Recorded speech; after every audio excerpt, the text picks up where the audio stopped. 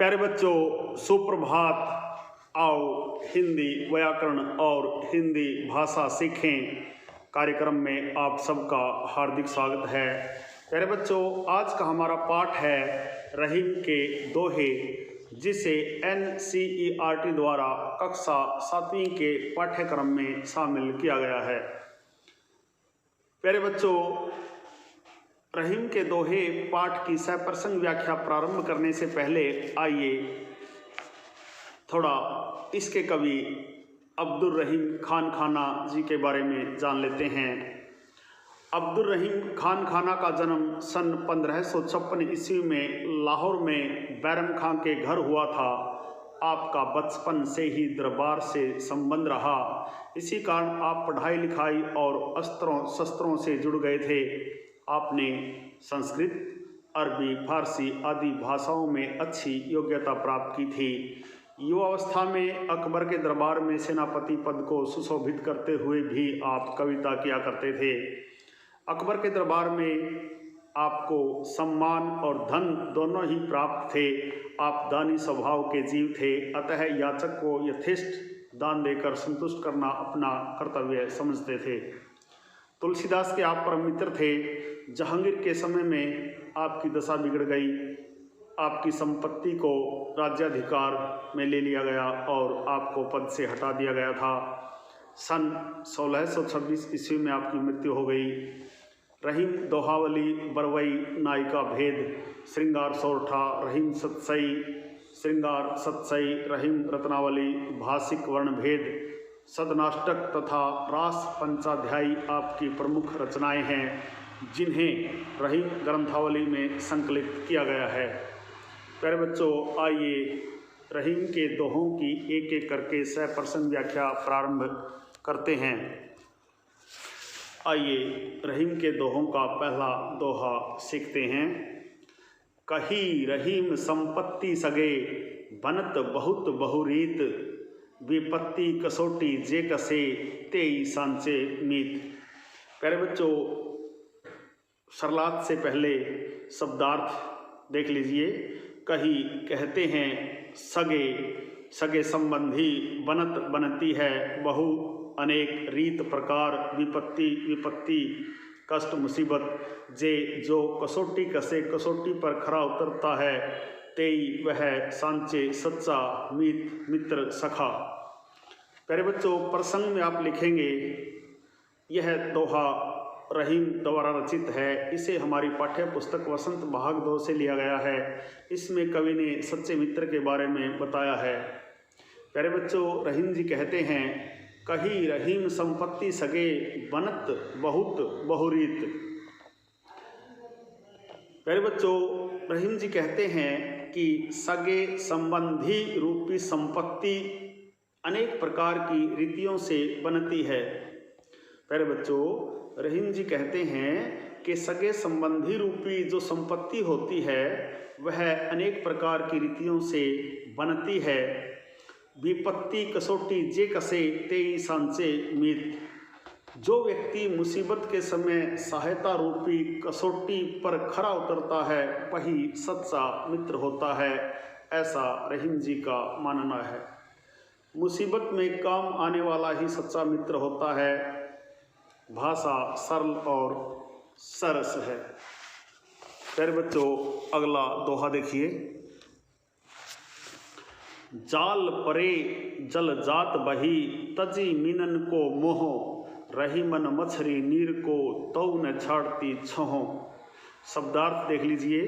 जाल मछली पकड़ने में काम आने वाला जाल, जात जाती है, बही बहना या बाहर, तजी छोड़कर, मीनन मछली, मोह प्यार ममता, मछरी मछली, नीर पानी, तऊ फिर भी, छाड़ती छोड़ती, छोह प्रेम स्नेह।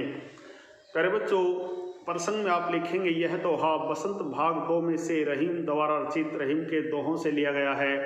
इसमें कवि ने मछली के जल के प्रति गहरे प्रेम के बारे में बताया है। मछली जल से प्रेम करती है पर जल मछली से प्रेम नहीं करता, ऐसा इस दोहे में दिखाया गया है।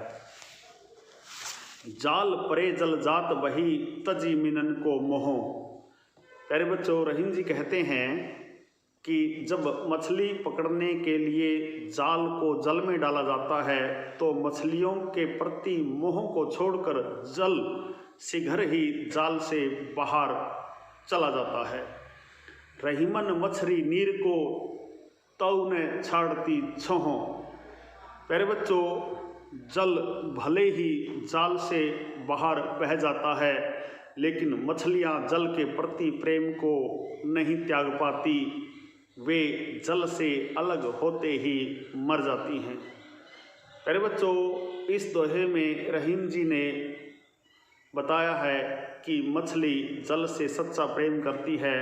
सच्चा प्रेम वही होता है जो अपने प्रेम के लिए जीवन तक मिटा देता है। इस दोहे की भाषा सहज और सरस है। प्यारे बच्चों, अगला दोहा देखिए।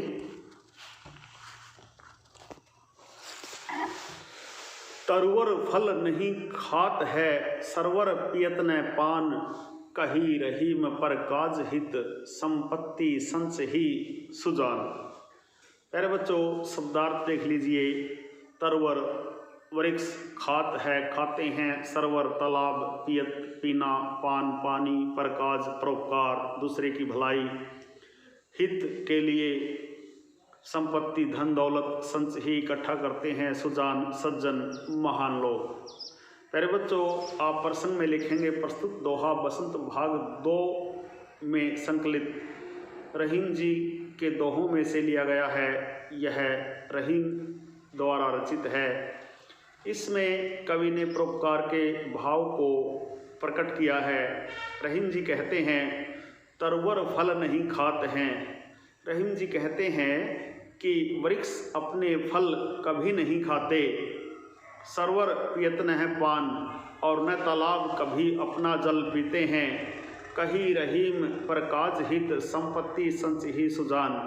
आगे रहीम जी कहते हैं कि सज्जन पुरुष भी परोपकार के लिए ही अपना धन इकट्ठा करते हैं, वे दूसरों का भला करने के लिए अपना सब कुछ दे देते हैं। प्यारे बच्चों, इस दोहे में रहीम जी ने परोपकार के भाव को पूर्ण रूप से प्रकट किया है। रहीम जी कहते हैं कि वृक्ष अपने फल कभी नहीं खाते, उसी प्रकार तालाब भी कभी अपना जल नहीं पीते। सज्जन पुरुष भी परोपकार के लिए ही धन इकट्ठा करते हैं और वे दूसरों का भला करने के लिए अपना सब कुछ दे देते हैं। प्यारे बच्चों, अगला दोहा देखिए।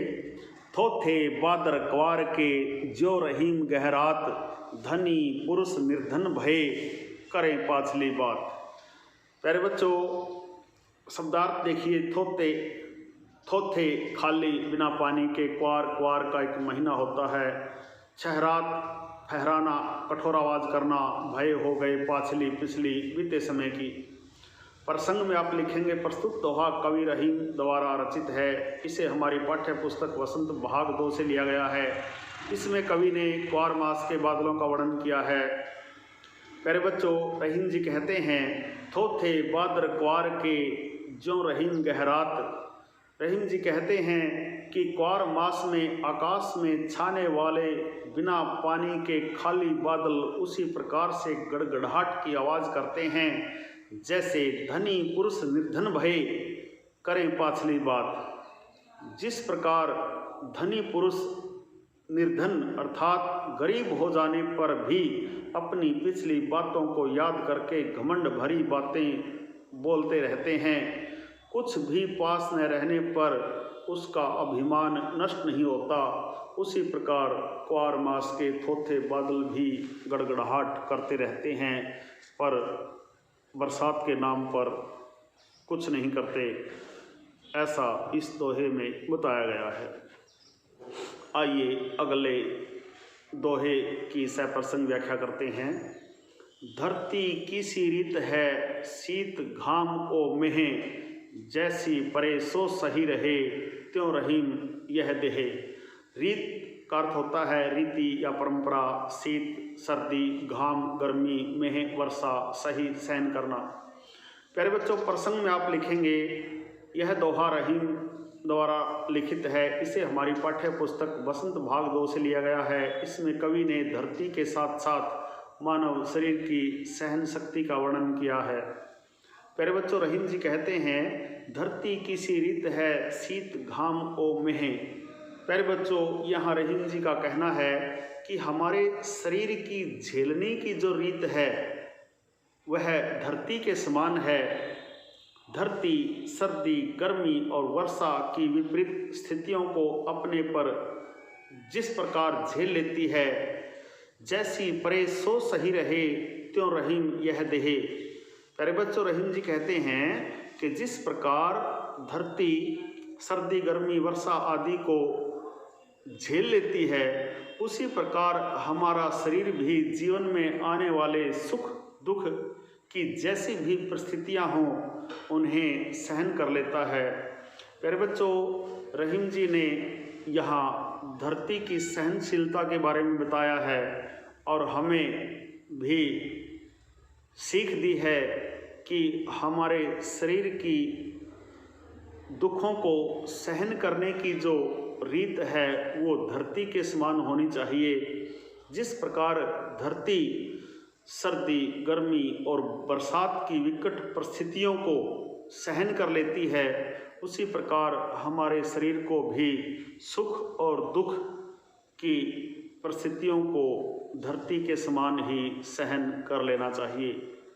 प्यारे बच्चों, यह थी रहीम के दोहों की सप्रसंग व्याख्या। आशा है आपको अच्छी प्रकार से समझ में आई होगी। प्यारे बच्चों, यदि आप वास्तव में गंभीरता के साथ हिंदी व्याकरण और हिंदी भाषा को सीखना चाहते हैं, आप आपके अपने YouTube चैनल संगम टीवी हिंदी व्याकरण को सब्सक्राइब कर लें और वीडियो पर दिए बेल आइकन को ज़रूर दबाएं ताकि संगम टीवी हिंदी व्याकरण पर पढ़ाए जाने वाले पाठों का सबसे सरल और सटीक विश्लेषण YouTube पर अपलोड होते ही उसका नोटिफिकेशन सबसे पहले आपके पास पहुंचे। प्यारे बच्चों, आज का यह छोटा सा वीडियो यदि आपको पसंद आया हो तो इस वीडियो को लाइक, कमेंट और ज़्यादा से ज़्यादा शेयर ज़रूर करें। प्यारे बच्चों, खुश रहें, मस्त रहें, योगा करें, स्वस्थ रहें। आपका दिन मंगलमय हो।